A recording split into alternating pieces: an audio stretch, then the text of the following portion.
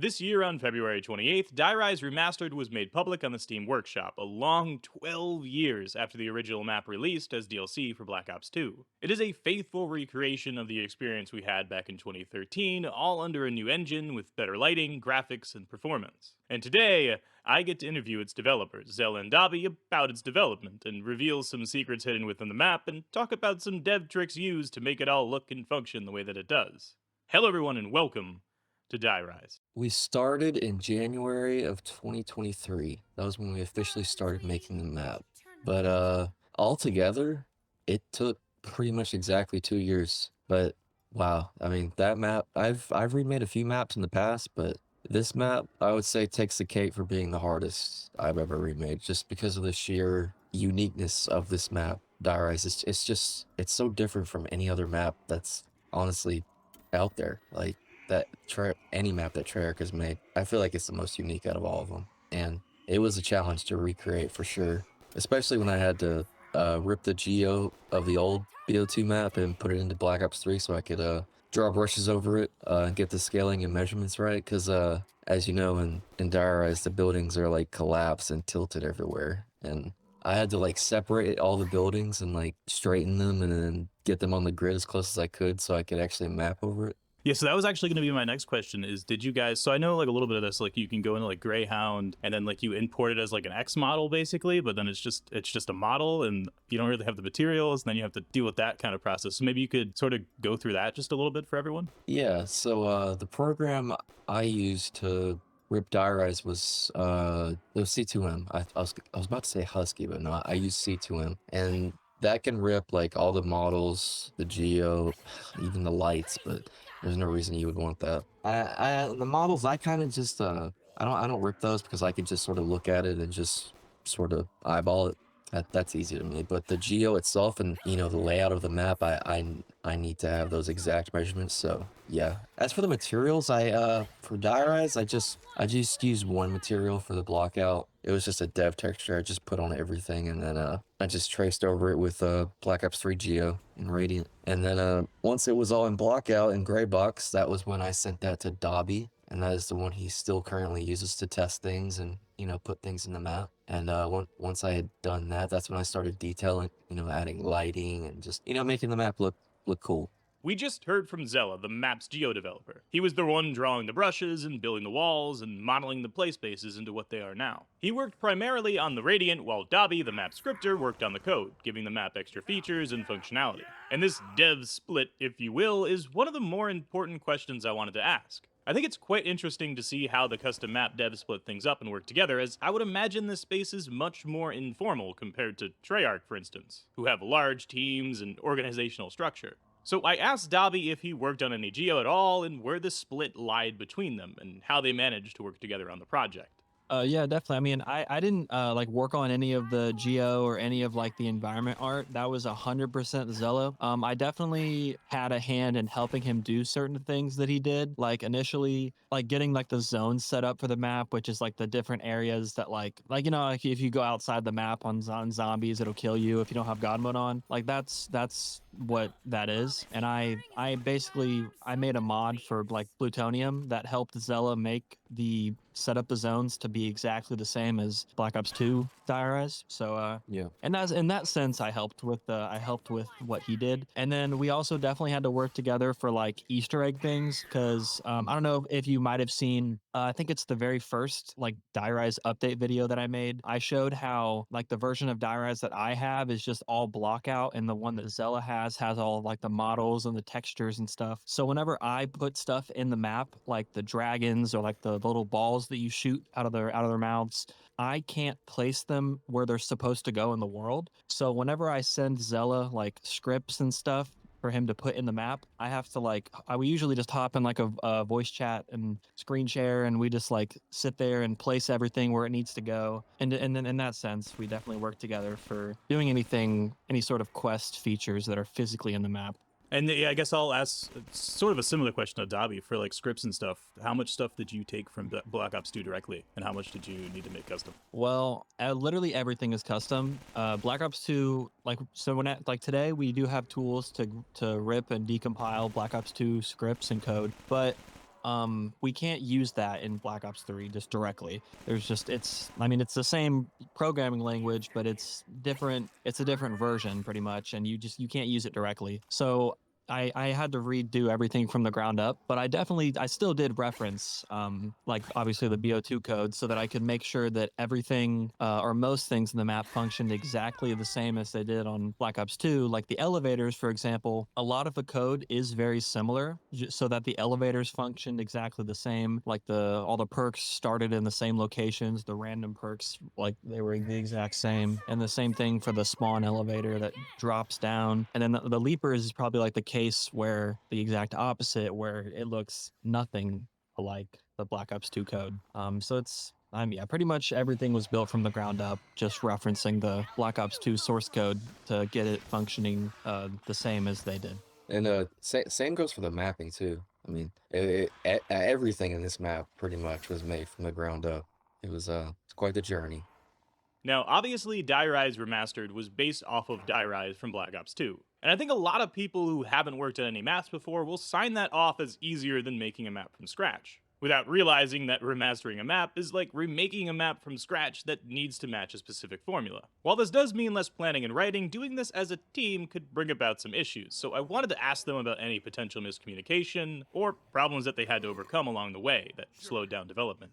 Yeah, no, that's definitely happened a few times with us before, or we'll just get some error that, Dobby doesn't get on his side, but I get it on my side. Or maybe Dobby will, I don't know, sometimes forget to send me stuff, sometimes I'll forget to send him stuff. Like, yeah, stuff like that always happens. That's usually what it is. Yeah, and I definitely the first thing that comes to mind is something that Xela said is like he'll have issues that I don't, Yeah, especially because a lot.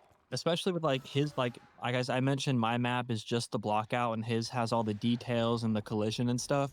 So there'll be times where I have no issues, my zombies can get around fine, but then on his map there are issues, whether like the leapers or the zombies can't reach you in certain places, but it works fine for me. So in that case it was very tricky for Die Rise to really just get things. It was harder for me to test things and make them functional when they work a little differently on Xela's end for the map. And I suppose just to tack the question on here, so why did you only have the blackout? Was it just for space concerns, or? It's just like a huge pain because like me and Dobby have, different BO3 root folders. So like if he wanted everything that I had, he basically had to have the same root folder as me pretty much. So like if I sent him the whole map right now, he would just have a bunch of missing textures, a bunch of missing models because, our root folders are different and we both have different assets. So Yeah, and it's fine for him honestly because he's a scripter and the blockout is honestly pretty much all you need. yeah, and I'd like to add to that, it also it honestly helps that I don't have to have all of those models and textures in the map because when I go to compile the map Yeah, and then go in game to test something, I mean for Xela it takes what like 30 minutes for like yeah. a full map compile. It takes And me well in total I'd say probably 40 minutes to do a compile light link for Die Rise, and for Dobby it takes like what, 2 minutes? a minute or two, maybe like 30 seconds to a minute because I don't have all those textures, I don't have the lights, there's nothing that has to like compile. It's pretty much just a bunch of scripts, which is nothing compared to Xela. So it makes it way easier for me to go in game and test what I need to do. Yeah, so my next question, I suppose, which sort of this kind of leads from it. So how close to Die Rise did you guys want it to be? It seems, from what you guys have said so far, you wanted it to be as close as possible. Yeah, pretty much 1-to-1. Obviously, we did a lot of changes with the gameplay, with like the elevator keys and a little bit of how the layout of the map flows. Like on the rooftop for the Dragon Tower, that little catwalk, that little broken catwalk piece you can walk on? In BO2, you couldn't mantle on top of that, even though it looks like you can, you couldn't. But we just added a mantle clip there because I mean, I don't know, it's such a short jump on to, like it just seems like you'd be able to jump onto it. So we added a mantle clip there, and people really liked that. And it was such a small change, but I was gonna say that sounds like a great change because it was really annoying that you couldn't, because the game like forced you to then basically like jump down to the right instead, right? yeah, that was the Zelensky way for his maps. Going from one place to another, and then you can't go back in reverse. That was Yeah, the way very his linear. maps always flowed. Now, I noticed while taking my no-clip journey around the map that they really did pin down what was in Die Rise, even with little details like a model's position outside the map. But as Xela said with the mantle clip, of course, there were things that they wanted to change from the original Die Rise, and that is exactly what my next question was. I think like the biggest, and no pun intended here, the key changes were the elevator key, and probably also like the buildables, because like in the Zelensky maps on Black Ops 2, the buildables, they worked where you could only carry one part at a time, and you added that to the buildable table, and then you had to go get another part and then add that, and so on. But in ours, it's just the BO3 system, or also what is it? Is that the Blundell system? I felt that it wasn't a big enough change and not enough people asked for it to go spend the time and do that. And then the elevator key was a case of it really sucked. Like, just to be blunt, it sucked in BO2. You had to go you grab the key down at the bottom of spawn tower, and then you used it, and then you had to go grab it again. It just felt, it was basically useless to use it. So we just made it like the shovels on Origins, where you pick it up and you just have it forever. And then even going as far as to make a golden key version with even more abilities to it. So we just majorly overhauled that, and I think that's probably like the one thing that like everybody mentions when they talk about like quality of life improvements on Die Rise. I see a lot of feedback, basically just appreciating like that key change about how much it improves the map and makes it so much easier to get around. And for me, like in terms of visuals, I would say like the biggest change is how muddy and dirty the original Die Rise looked on BO2. Because like that map and its location has so much potential to be so vibrant in color, and it just wasn't like that on BO2. So I definitely really tried to just bring that out in BO3. So I would say that's the biggest visual change, is that there's a lot more color. That was a lot of information about the map's development, but now it's time for a little bit of dev tricks and secrets. And to start things off, one of the very first things I noticed was here in Spawn. On the screen here, we see a bit of code that is definitely not in the original Die Rise. There's some folders off there on the left, and in the middle, well, it looks like we're looking at some sort of class in C. It did look sort of familiar to me, but I wasn't sure exactly where it was from, so I wanted to ask them whether this was a custom asset or if it was taken from somewhere, and this is what they had to say. Yeah, I hate to break it to you, but that's quite literally just a Modern Warfare asset I just plopped onto that desk. I thought about that when like close to the map release. Like I was like, maybe we could actually put something cool on the screen instead of just leaving it like that. I never got around to it. Yeah, I It would be forgot cool about if we that. put like some code of what Dobby does for something. Yeah, This map or on the like a screenshot of like you working, like mapping the map. Like that'd Yeah, be cool. something like that would have been cool. But nah, that it's just random.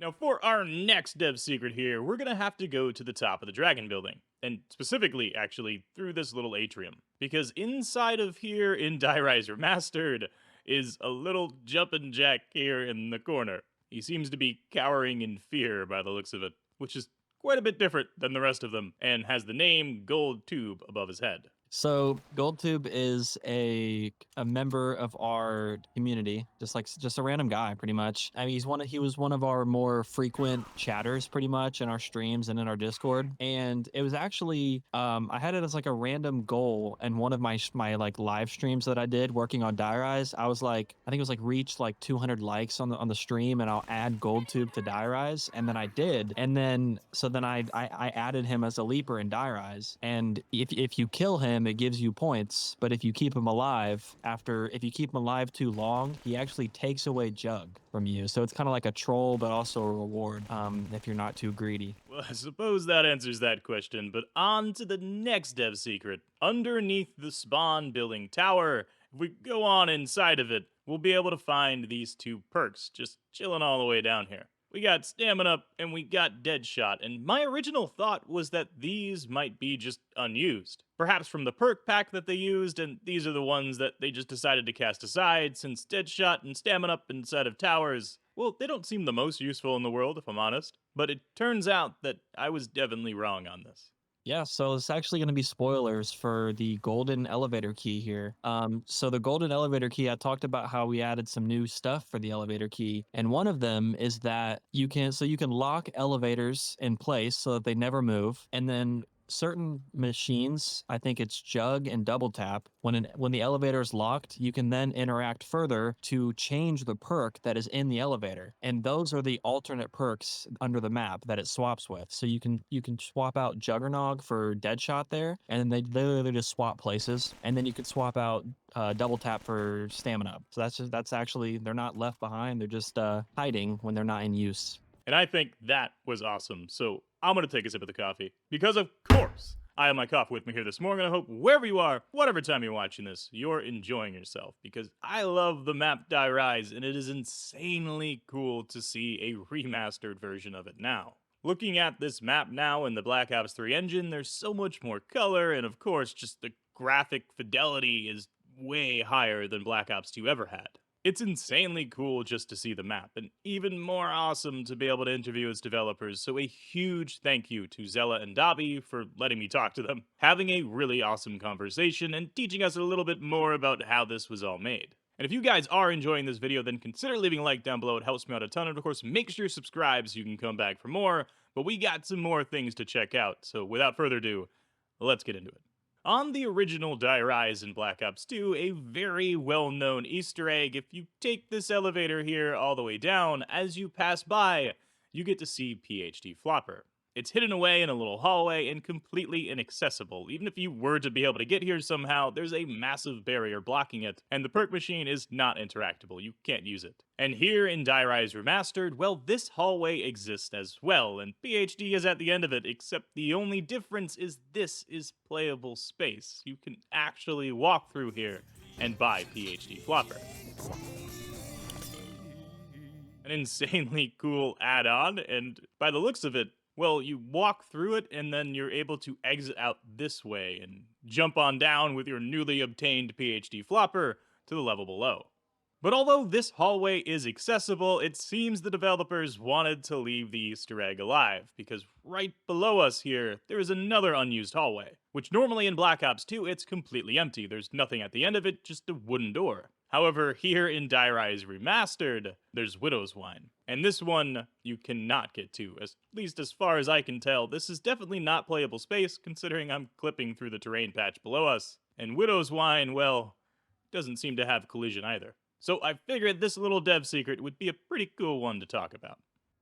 Yeah, so this was actually a suggestion from somebody in our Discord server. I can't remember his name, but we have like a feedback channel where people can, give us new ideas, do bug reports and stuff like that. So someone submitted this as an idea, and I was like, wow, that's actually genius. Because like we obviously are now giving people PhD back in this map, because in the old map you couldn't get it. So since I knew we weren't going to have Widow's Wine in the map, I thought might as well just put that there as another troll for the map. Widow's Wine on this map I feel like would be insanely OP, so we put it there as a troll, just like PhD and BO2. And I suppose I should ask the question because I don't actually know. So how do you get to PhD? Yeah, there's like a little bit you have to do. So that's another yet another thing with the golden elevator key. After you get it, you can repair the controls pretty much on the spawn elevator. After you ride it back up, you just go interact with like the key panel in the elevator, and then after that, every time you crash down, it'll crash land at the PhD floor first, and then wait a little bit before it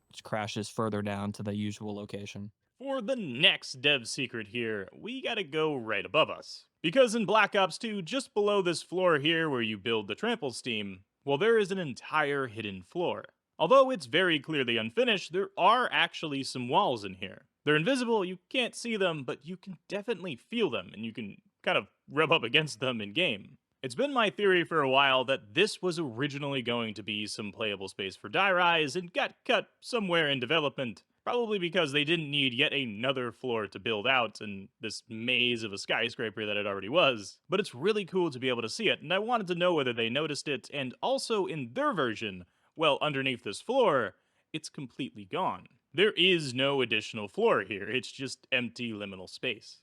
I probably looked at this when I was mapping, and because I mean, looking at it now, it just looks like unfinished geometry. So stuff like that I see when I'm drawing over Geo, I just don't draw it, because if it's unfinished, then I consider it to be a waste. So yeah, that's not in there. I definitely saw it when I was mapping it, probably, and I just scrapped it entirely. there being collision there doesn't necessarily mean that, you know, that they were planning to do that, because when you draw just like a regular brush or just geo in general in Radiant, it automatically creates collision. So it quite possibly might just be leftover collision from something that they had planned, or maybe it was just like misplaced geo that they did. So what I meant there when I said the clip brush part, I meant for like walls. There's walls. There's clip brush walls. That's really weird. Maybe they're caulked. That might be why they're invisible. So there probably are walls there. They got the caulk texture on them. Which tower was that in? That was in the first tower you said? Yeah, it's literally it's like right under where you build the trample steam. Oh, like right here? Yeah, pretty much. Yeah, so I guess there is like at least the floors. There is a floor. So yeah, they very well might have planned for this to be, you know, another floor that you could go to. But as game dev goes, you know, they always cut stuff. So right here, if you just pause real quick, right here in Black Ops 2, kind of like in the middle here, it's kind of, maybe I should hop in game actually, but right here is where there's a wall, and it doesn't seem to be here, which is strange. Damn, then it might actually have been caulked then, because I'm pretty sure when C2M, when it rips Geo, it gets rid of caulked faces. Oh, that would make sense why you can see out the building. Okay, good to know. That sort of answers at least part of the mystery. I feel like it definitely, like, that they plan to have this as another floor, for sure. Because, I mean, why else would there be another floor down here? It's got the normal interior height, I can see, for the measurements. But who knows, honestly. For our next dev trick here on Die Rise, if we go on over to the upside down building here where the first mystery box location is, we can see this hole here in the ceiling with some god rays coming on down through it. But with a little bit of no clip, if we go on up through it and look down, we can see that this area is actually covered up with a terrain patch. It seems to be one-sided, so you're looking up through this, and of course the player would probably never notice that this is the case. But I thought it was interesting because in Black Ops 2, Treyarch specifically cut this area out so that the player wasn't looking through a terrain patch, and I'm not exactly sure why they did this, as you can see through the texture from the other side. And I noticed here that Xela didn't do that, so I wanted to know why and if there were any reasons, or if he even noticed this at all.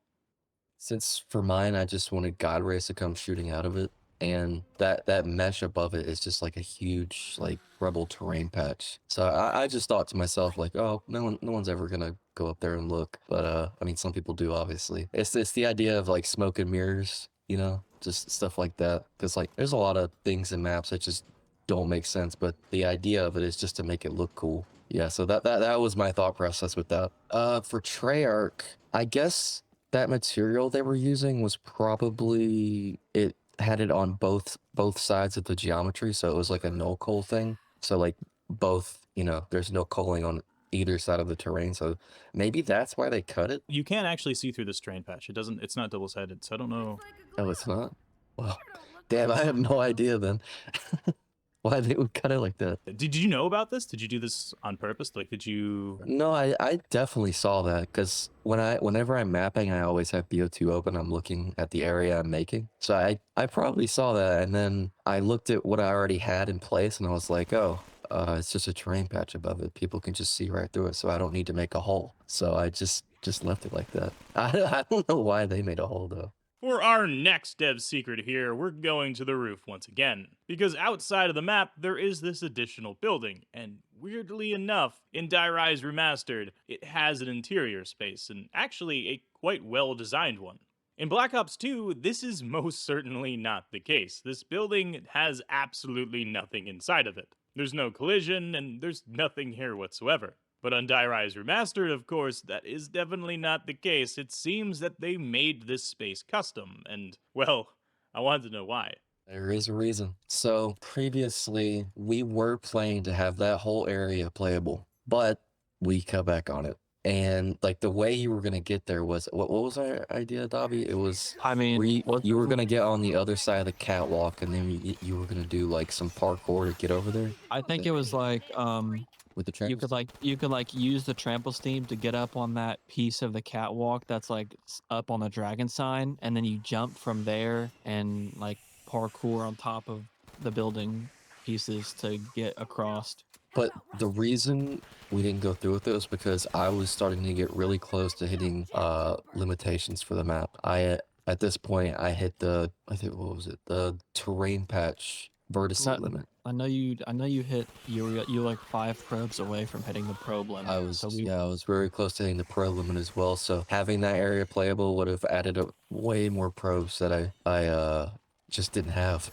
So Then could you explain what those are just for people? reflection probes, yeah. So reflection probes, they are put in every playable area that you can see, and it makes everything just look way better. Without probes, maps would just look like crap. So like the lighting. yeah, it gives you like bounce lighting and proper reflections and all that.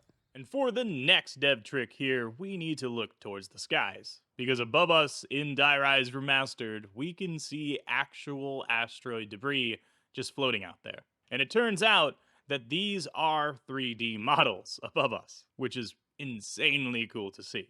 In Black Ops 2, these were part of the skybox, and you couldn't actually get to them. And on top of this, there's also the moon as well, which in Die Rise did exist, and if you get really close to it, you can see Griffin Station, these little red dots on the moon. It's insanely small and really difficult to see from the actual map. And I noticed that here in Die Rise Remastered, well, those same dots exist, however, they're much larger, and they're also pulled off the moon, quite a bit actually. And I imagine that this is so it's much easier to see from all the way down there. And I thought it'd be cool to hear what they had to say about all this, because I think it's absolutely awesome that they went this direction.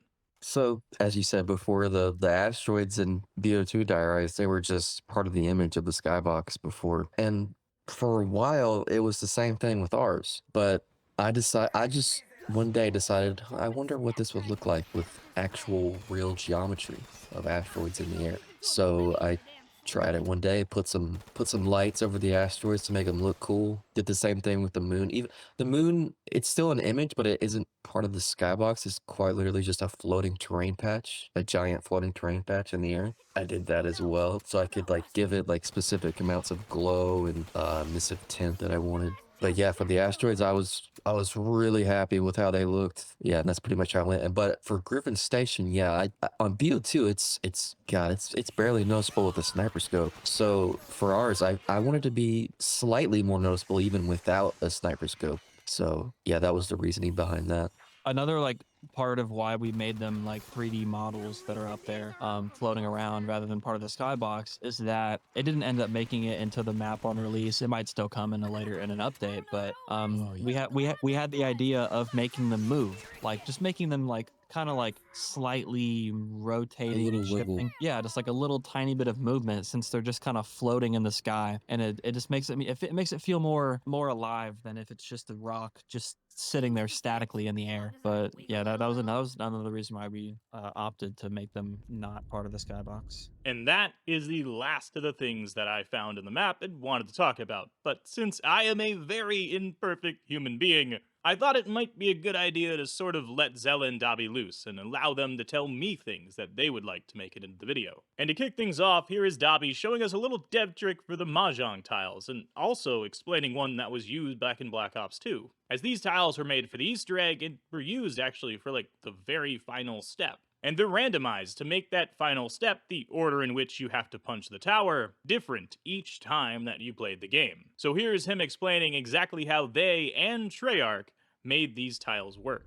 Something that's kind of interesting is that I did this the same way that Black Ops 2 Die Rise does it. With the Mahjong tiles, they have I think there's 32 different models for all the different, because there's 8 tiles and then each of them have 4 colors. So yeah, there's 32 different tiles, and then they have all 32 of the models in the level, and then when you load into the game, it just picks the 8 randomly, and then it then moves them. So like I don't know where they put these in their version of Die Rise, but I don't know where they are in BO2, but I mean obviously I know where they are in mine. I'll just share my screen here. Yeah, so like here I'm like right out front of the tower over here with the dragon, and there's just all 32 of the tiles, and then when the game starts, they just pick 8 of them and then delete the other 24, and then they move them where they need to go. And then the same thing kind of happens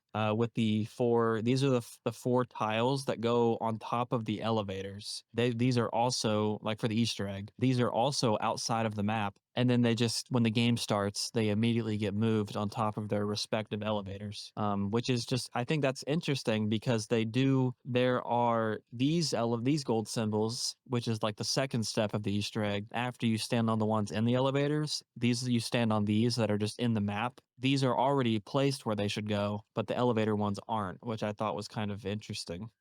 While Dobby was talking about this, it got me thinking about another dev trick that Treyarch used. For these little golden symbols on the ground, right underneath them is an identical one, the lit up version. And of course, that's exactly what happens when you step on these during the Easter egg, they light up and glow. And essentially what Treyarch did was they just had these two textures and swapped them. And this is true even for the elevator one. As you can see, there's just two textures on top of each other. It's a pretty interesting way to go about things, a little dev trick just hidden there inside the brush. And of course, you would never notice it, obviously, it doesn't clip through the bottom. It's essentially inside the floor itself. Yeah, I mean, the way ours is, I think that's a model. So this is a model, and we have another model that is the glowing version. And when you step on it, or when the step is complete, whenever it glows, we just change the model. We set it to the glowing version, and then it's glowing. So it's yeah, I think I noticed that too. How Treyarch has. Yeah, Treyarch does have two different models there. They have the glowing and the normal one, but I I only did it as one model, and then I just change it when I need to. I was wondering, is there a reason that things like that are done sometimes? Like, what's the reason to store something and swap it out versus completely just change it? Well, like in the case of like what I just mentioned here with these elevators, or with these symbols here that are I mentioned how Treyarch has both of the models for the on and off versions, and then they just hide and show whichever one you need to see. I did it this way because it's more efficient resource wise. I'm sure you might have like heard or seen errors, the G spawn error, which happens when you have more than when you like. There's an entity limit. At least in BO3, it's like 1,024 entities. If you have more than that, then it'll crash your game, and that's typically what the G spawn error is. So it is slightly more efficient to have this as one model instead of two. All given it would only mean adding 4 extra models, but that's still 4 extra entities that adds up in the long run, in a full map that has whoever, like, God knows how many side Easter eggs and a full main Easter egg. I like to be as efficient and resource friendly as possible, even if I'm only saving a couple of like entities here. So I made that change to try to be more efficient with my asset usage. I actually do have something that I want to show that I haven't seen anybody talk about. To me, it's obvious, but I guess it's not for most people. Yeah. So all these windows that just aren't playable areas, it looks like, that they're actual interiors with the images inside them. But I mean, it's quite literally just, a big ass. Well, it's just one terrain patch with an emissive texture with depth. So like when you're moving around and stuff, that has like perspective and stuff. To me, it's really noticeable, and I thought someone, at least one person, would point it out. But I mean, so far I haven't seen anyone say anything about it. So I guess it worked.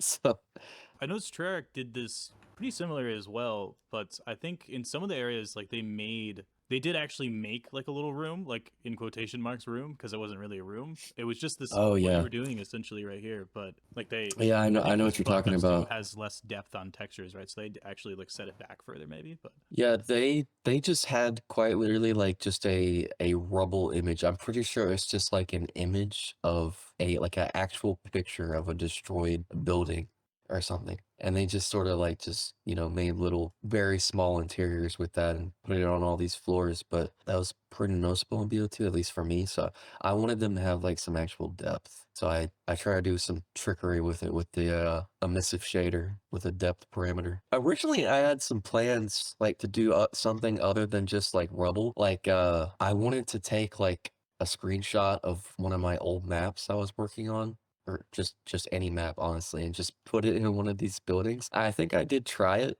but it looked so off that I was just like, yeah, that's not gonna work. So I just I just put rubble everywhere to make it blend in with the rest of the map because this is a very rubble-esque map, so it fits in quite well. I don't know if this is like a dev trick kind of thing, but in Black Ops 2, when the Sliqufier got nerfed, right, there was like the secret way to unnerf it where you could shoot this sign over here by the restaurant. You shoot this sign 10 times. I remember I went on Black Ops 2 and I tried it, and it supposedly, like, it worked. Like, it does unnerf it. And it sounds like the craziest thing, but we incorporated that into our map as well. So we were like, hey, like, we have to do that in some way.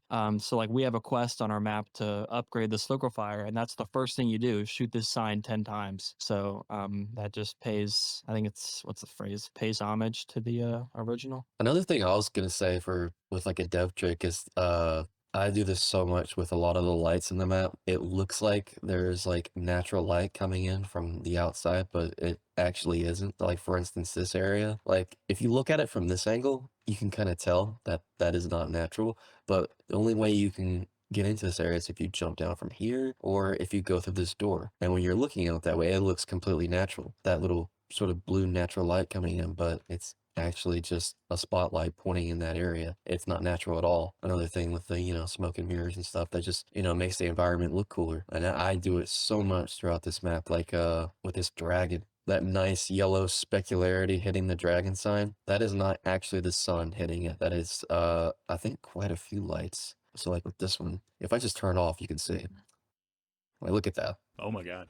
Stuff like that just like makes like a huge difference with your light. Yeah. I think I did it right here as well. Yeah, so there's just like, some more god rays coming in from this blue part of the map where you can mostly see the blue night sky a little more. It is quite literally just a light pointing straight in with some god rays to make it look cool. Also added another light right here, just pointing at this playable area. Yeah, so like with this light, if I just turn it off, it's insane. The difference, like same thing with this one, turn it off.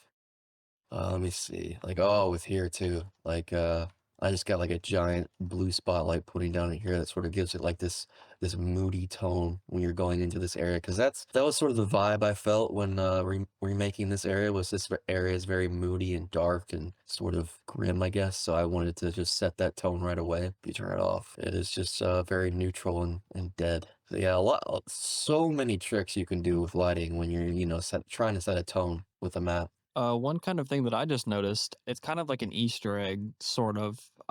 So on the map, like above the elevator shafts, like if you're looking at my screen, the two over here, they have these, whatever it's called, like the motor or whatever. Yeah, the pulley that holds the elevator up, that brings it up and down. And these are obviously on top of these two elevators. And Black Ops 2 Die Rise, right above Quick Revive, and then this one over here, right above the debris that is above the elevators, you could actually see the pulley also up there too, except obviously it's on top of the debris. And in our version, we don't have that, and we made that change because it just doesn't make sense, because like these are on like the rooftops, because this is the the very top, the top floor of the elevator, and this is the bottom half pretty much of a elevator, or of a tower that's been split in half. So Yeah. Not to mention, this isn't the top floor of this elevator shaft, because there's at least one floor here. Plus, you can still see these bars and the all these cables that show that it goes even further. And you can see this floor over here; it definitely goes further. So it doesn't make sense that there would be so close to this debris that there would be the motor and pulley for these elevators. Not to mention, it would be much higher up in these over here. Yeah. So that was just a nice, just an interesting little thing that we changed that we felt didn't make as much sense in the original. That is quite interesting. It's weird how Treyarch did this, because it doesn't. There's a lot of things about this broken building that don't make sense, like the elevator numbers, or the floor numbers, I mean. Oh yeah, some of the Yeah.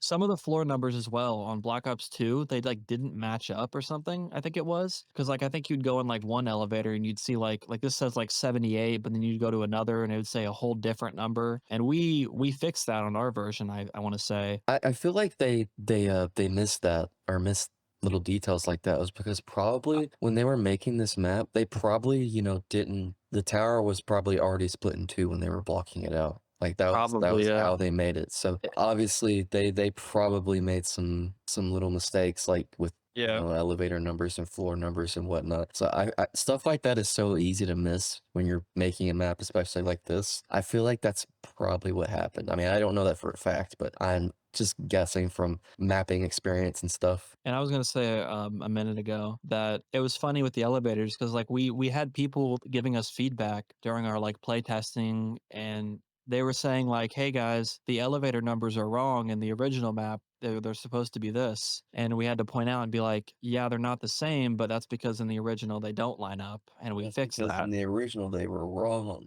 And the original was wrong. Just a lot of stuff like that. Like obviously, any mistake that Treyarch makes, we obviously don't want to repeat that. Yeah, we try to fix it. Oh, I do have one question for you guys. Easter eggs, obviously, there's the main Easter egg from Black Ops 2, but you guys put in a bunch of side Easter eggs as well, right? Is there anything that's not discovered yet? No, not currently. I think everything that's currently in the map is still it has been discovered, but I know we've still got more side Easter eggs on the way. I know so one thing some of like we have as a reward in our community is that supporters can like design their own side Easter eggs for the map. And currently there are, I want to say 5 of them in the map. They've all already been discovered, and people have made guides on them and everything, and people love them. So we're definitely going to keep doing that with future maps, but there are still like a lot of these side Easter eggs that aren't like in the map yet and that are on the way. So there's like I know that there's at least 20 people who have designed quests that have yet to be in the map. So there's a lot of stuff that's going to be secret, but not necessarily yet. Yeah, I mean, we were definitely a little worried at first, just like letting the community kind of design quests, because I mean, who knows what kind of crazy things they're gonna put in, but it honestly it went really well. Like they've Yeah, they're cooked pretty up some cool. really cool stuff. Like there's one, the one that I can think of in the map, that the one that's currently in the map that's the coolest.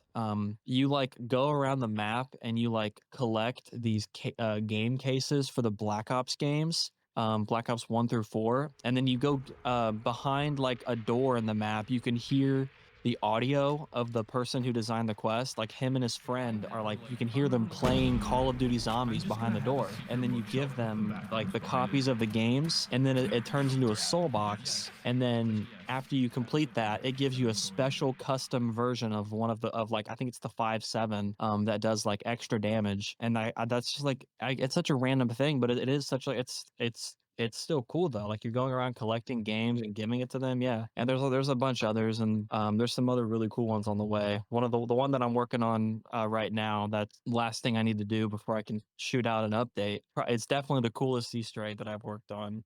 Side Easter egg. It's gonna be really cool. And so it would seem that the work on Die Rise Remastered is not yet finished. Dobby is still adding side Easter eggs to the map as time goes on. But that is not the only thing that these two are working on at the moment, as for their next project, they're trying to remaster TranZit, which sounds insanely cool, and I imagine if it gets the treatment here like Die Rise did, it's gonna be absolutely beautiful. So for my final question to these two, I wanted to ask them how much work they have done on it so far.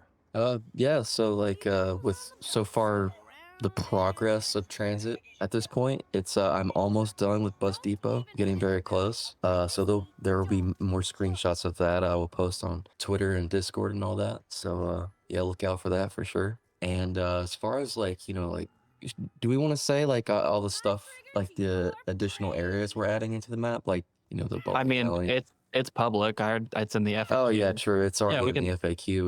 We could just talk about it. So like the bowling alley in town, that wasn't playable before in BO2, but in ours it will be fully playable. As well as the church near that area. You can go in there and maybe find some cool stuff, And that'll actually be really fun to make, because I'll actually have to be original with that and come up with my own ideas when making that area. Because when you go into that area in BO2, it's there's no interior, there's nothing. And Knocked. In BO2, Knocked was just a spawn. You could only play in the spawn area in Knocked, but in ours, you'll be able to play the whole map. And then as far as like my stuff, I haven't really. I mean, I talked about how I helped with Die Rise with setting up the zoning for the map. I did the same thing for TranZit, so that's already all Yep. set up. And same thing for like Yeah, so I did the same for that. But that's so like I said, I'm still working on some of the extra little side Easter eggs for Die Rise. So I'm not going to be touching on the main heavy workload of TranZit until that is complete, just so I can focus all of my energy on finishing up Die Rise, and then I can move on to focusing on TranZit and whatever else I've got working on. And then but I will say I'll just so we are looking at the concept art for the original TranZit. The main thing that Xela is looking at with that is like the original concepts of the skybox. It's definitely leaning a lot more towards their original ideas and how chaotic the sky was. On TranZit, it was a little just stale, but we're leaning into just how Yeah, a lot. yeah. BO2 is quite literally just a orange and black gradient. But in ours, it's an actual skybox, and Yep. you could see the moon. I will just leave this piece of the concept art posted as a teaser for Oh, some other stuff that we have planned. Who knows what from that image will make it into the map. All right. Well, that's certainly exciting. Thank you guys, by the way, so much for meeting with me and doing this. You guys did a fantastic job on Die Rise, and I can't wait to see what you guys are adding to it. And I certainly cannot wait for TranZit as well in the future. So no, thank you, man. Yeah, appreciate this, it. This was awesome. Yep. In this video with you. No pun intended. Yeah, that was awesome. You could say, yeah. Hell yeah. that was awesome. And that is it, ladies and gentlemen. Another huge thank you to Xela and Dobby for coming on over and talking with me about their map. It's a really cool project. I can't wait to see how it evolves in the future, and I definitely cannot wait to see TranZit Remastered just like this. It was insanely awesome to take this deep dive into how it was made, and if you enjoyed it, consider leaving a like down below. It helps me out a ton, and of course, make sure to subscribe so you can come back for more. And if you want to watch more of my content, you can click one of the videos on your screen right now, but if not, I'll catch you guys in the next one. Stay awesome, and peace out.